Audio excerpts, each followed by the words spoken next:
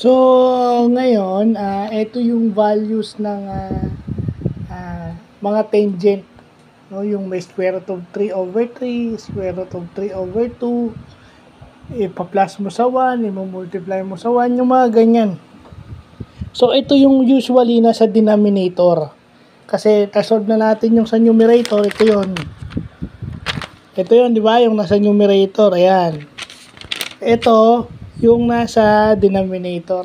Meaning ko, ito yung pinakamahina ako dati. No? So, swerte na lang tayo dahil tayo nakabawi-bawi.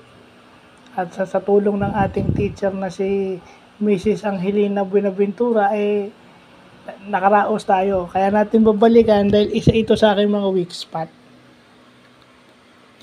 So, pang magpa-plus ka, magdadagdag ka na lang pala ng 3 over 3 or 2 over 2. Kasi hindi mo naman sila pwede pagsamahin eh.